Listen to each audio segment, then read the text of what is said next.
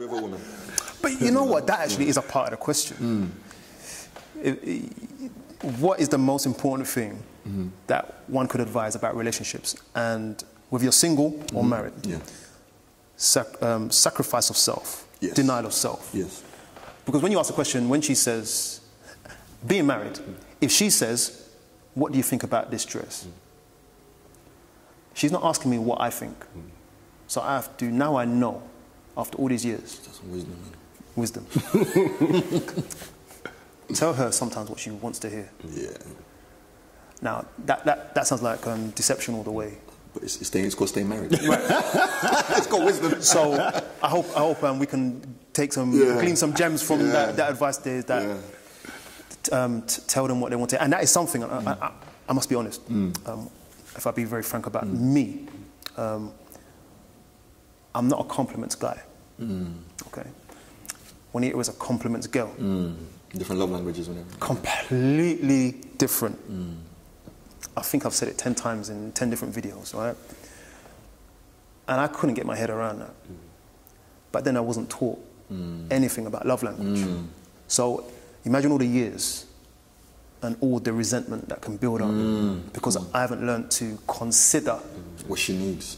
I was going to say, oftentimes in marriage you see sort of different, the husband and the wife having different sort of love language in terms of what they need. So like what you mentioned earlier on, that you don't feel like I need to give compliment, but she needs it. It's like, you know, with me and my wife, she likes to be served and for me to be there. That's what she asks me, just to be there, nothing more, just to be there. And whereas for me, I like to be touched. Because it affirms me. Maybe I wasn't held enough when I was younger. I don't know what it was. Because I actually only learned to hug people when I met my wife. Because my family, I come from an African background. You hug who? Say love you to your mum? Why? To say love you to your mum, is it disrespectful? It's disrespectful. You have to honor, you bow down, you say, God bless you. Or, to say love is, are we age mates? Do you know that kind of stuff? So I had to learn from my wife. So being in marriage, I just want to be touched. Even just something to put an arm on me, just to...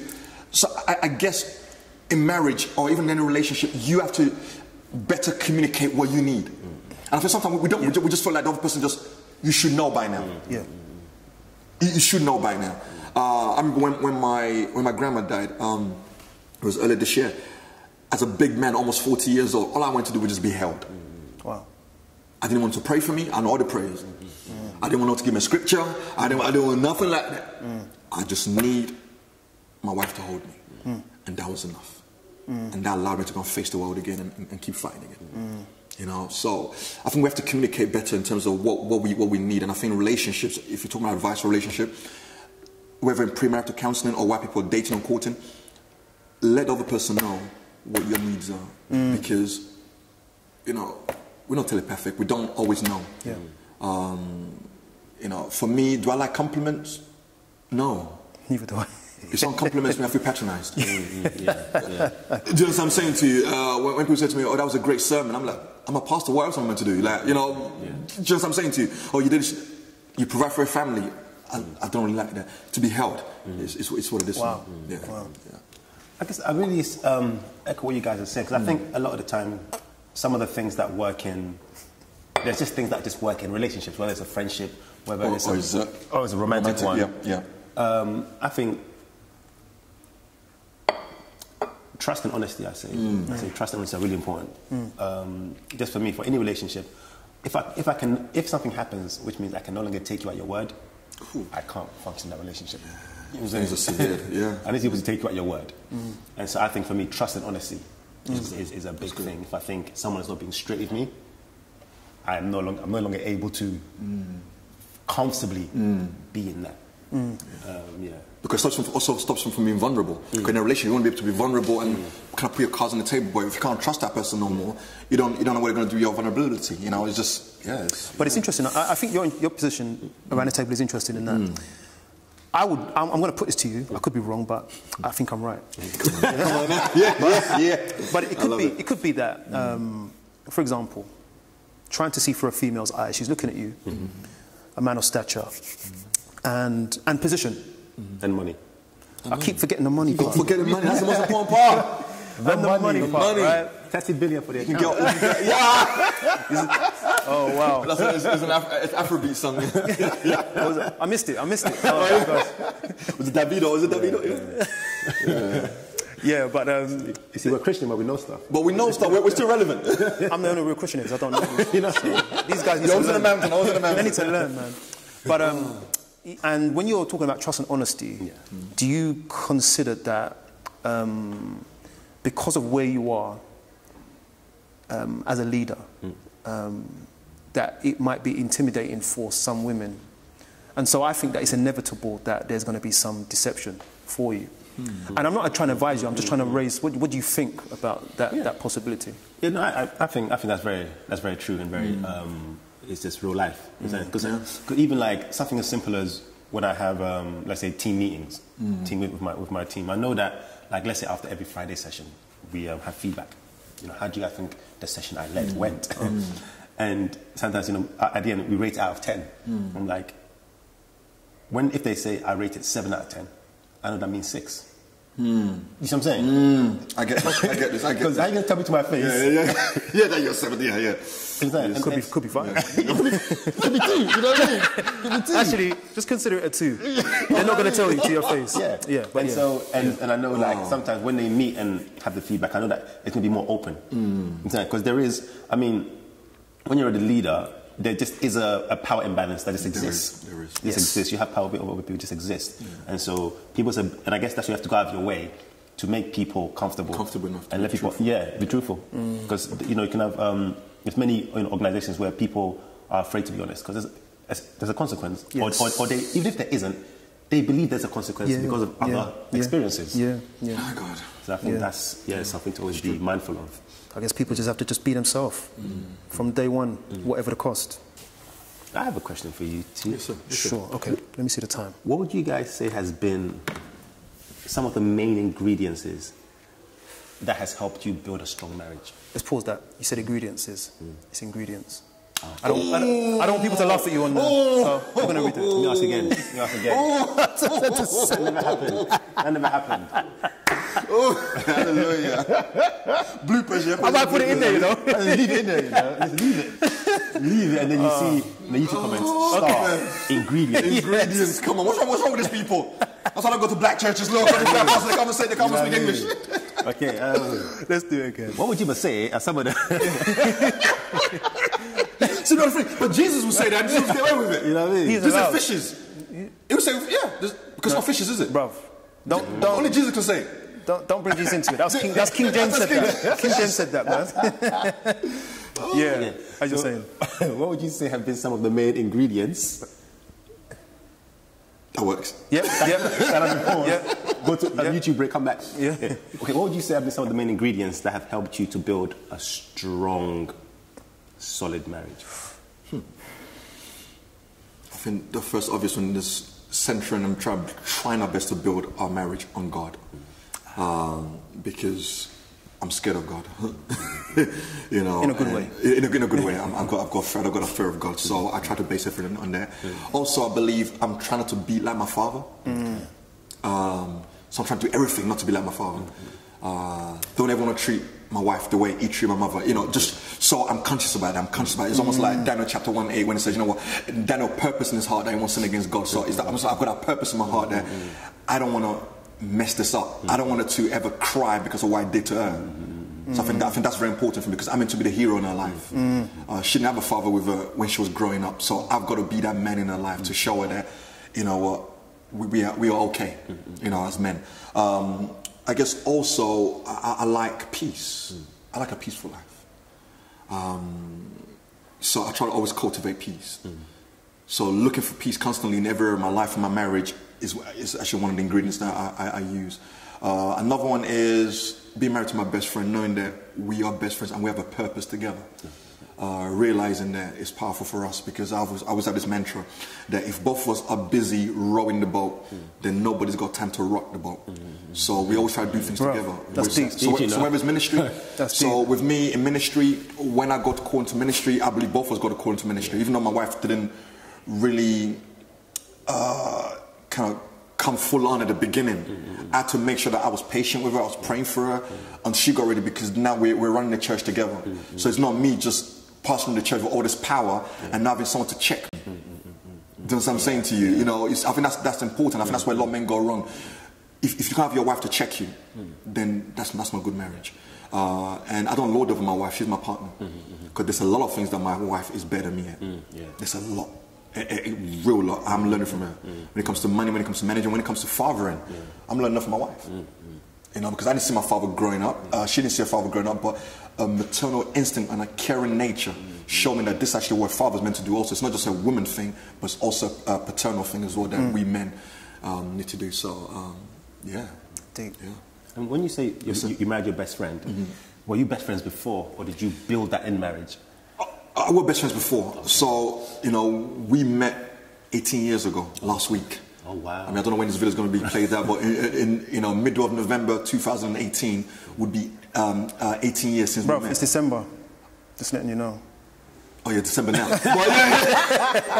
Oh, my goodness. All right. Yeah. So, yeah, no, I'm still right. November, no, I'm still right. November 2018. Oh, fair enough. See. Oh. November 2018 would be 18 years since we met, and we were friends for a year. And I think that was quite good for us, because she was actually in a relationship that year, and I had to wait and just be the friend. What do you mean waiting? I mean, the guy's no longer with us. Are you strategically waiting? Do you know what it is? Yeah. I was strategically waiting, but at the same time, I was like, you know what? You kept your distance. You kept my distance. Even if, you know, sorry for, you know, I can't find a better phrase, but if I didn't get her, I just want to be friends with her. Okay, yeah. You know what I mean? Because she was just a good person for me. And I mean, I would have moved the world to marry her. You know. Did you move the guy out of the way to marry her? I mean, things happen. God moves in mysterious ways, you know. Amen. But I think that 1 year allowed us for me to build that friendship. Then when we got to a relationship, I believe it just built more from there. I realized that this young lady, I mean, my wife, she was 5 years younger than me. She's 4.5 years younger than me, and I look at her, she's teaching me so much. She helped my transition to be a Christian. Okay. She helped me to just kind of get my life right. She was the first person I told ever about some of the things I went through as a child. Okay. I never voiced it. For 21 years of my life, I never voiced certain things in my life. She was the first person I was able to release it to. Okay. You know, so yeah, she automatically became my best friend. You know, and because of that time as well, I was going through this transition. I had to be quite distant from a lot of the friends I grew up with, because they weren't good for where God's taking me. So we've spent more time together. Constantly, we just you know, she was that person I just wanted to be with. I didn't want to be with my guys no more, because they weren't good for my life. So yeah. Well, it's funny, because the ingredient for me, the number one thing I've had to do as a fairly hard person emotionally is actually the thing that started to turn me was recognizing what Christ has done. Yeah. I'm not talking about what I heard through a sermon, you know, I'm talking about personal very difficult places that I didn't have solutions to in having relationships, and even internally I didn't have answers for. God, in a very kind of ice cream, creamy, silky way, revealed to me something about forgiveness. That meant that I had to learn how to, and I mentioned this at the thing we did a few weeks ago, forgive in advance. So everything's cushy, we're great, we're happy. Something came, you know, I might as well say God said it. He said to me, now is the time to forgive. So what am I forgiving? You know, we're getting on, we're out, or we're having lots of, it's a great sexual period, you know what I mean? And God said, you've got to forgive now something that might happen tomorrow. So I'm like, believe me when I say, this was a major wrestling point in my life. Forgive in advance. It meant that I had to prepare for conflict. How am I going to handle it? You don't know what kind of conflict is going to be. I don't know. So I remember there were periods, and I do it now, and sometimes I fall off the wagon, but I do it now whereby I'm thinking, right, just in case, who and how do I need to be? And the way that I've designed myself around that is based on how Christ is with me. I didn't understand forgiveness until years into my marriage. And that was the platform that Christ showed me his character. And I'm not just talking about, just because we're a Christian, this is a Christian thing, right? I'm not talking about it on that basis. I'm talking about this on, it hit me from nowhere. I thought I was saved. And I thought I was a Christian until I had Christ revealed himself to me. And I realized I was doing nothing. So in this marriage, forgiving my wife and myself, before these things happen, I realized that Christ has already done that. It happened, I realized it after I'd done it though. So he says, forgive in advance. I'm like, forgive in advance, forgive in, all right, cool. I sit down, I'm like, okay, if she says this, I'm gonna do this. Believe me, it works. It works. And conflict was different. And in doing that, she's seen a different side to me. And she's doing the same thing. We both fall off the wagon. And when we argue now, it's over in 5 minutes. It could go to 5th gear, but it's over in 5 minutes. Whereas before me, mate, I'm stone cold until she puts it right. Until she says sorry, until she says, all right. Now I'm like, I'm mellow. And my number one tip, I said it before and I say it again, learn how to forgive very quickly. My character is not a forgiving character. For other people, they're very forgiving, but forgive and you can start building your marriage as opposed to just chiseling away at it, you know. So that is one big thing that I'm on about forgiveness. Yeah. I think on the topic of forgiveness, I think for a lot of us, even in marriage, we have to forgive ourselves as well. You know, because we look, especially when we look at I mean, you guys been married, you know, longer than 17 years. My goodness. You have a teenage daughter. My goodness. You know, at the start of marriage, I think there's a lot of things that we wish we can undo. Things that we've said that we wish we could unsay. Because I guess we're still kind of got that bachelor mentality, but I'm married, you know, it's my way or the highway. And I think we have to learn to forgive ourselves in marriage in terms of some of the things we did when we were younger. Because I mean, I got married in my 20s, so late 20s. So there's a lot of things that I didn't know. Even before marriage as well. Even before marriage, you know. And even some of the expectations that we have of our partners that are not realistic, we have to forgive ourselves for kind of putting them on. You know, it's because it's dangerous. Because one of the things about because I know people say, you know, I have great expectations for people. Like I say, but the problem is when you have too much of an expectation from people, one, you put them in the place of God to fill a void in your life. You want them to do this because you need it, not because they need it. And I think that's a dangerous precedent to set, especially in relationship, because that pressure, that will lead to conflicts in any marriage. Because you want your wife to be this, or you want your husband to be this. You married them for who they are. You know, don't try to change them in the marriage, or don't try to get them to be this person. No. My advice on that, you know, is, and I know you guys know this, okay, married or not, be Christ. The way that I influence my family is to be who I want them to be. I don't ask my wife to be anything I'm not. And so I have to then exercise patience that I don't have. Waiting for Christ to kick in. That is my preferred method. And sometimes I do shout at the bottom of the stairs, why do you do that? Because she's very tidy. She puts my stuff away, but I don't know where it is. Like, me too. I like my mess. I work best in my organized mess. I know where things are. You know where everything is. I know where everything is. I don't know. I'm looking for, what was that? There's a piece of equipment we've got it. I'm looking for it now. I'm like, there's a charger for my battery. I don't know where it is. I know she put it away. So sometimes I'll shout, but that's not how I convert her. My preferred method is to, okay, Juanita, can you, and it's not about her, it's about me. One piece of advice to people who are single. We're back. Who are back, don't watch that, it's cool. What I would say is wholeheartedly pursue Jesus. Wow. And I say, pursue Jesus wholeheartedly in the same way that people that love money pursue money.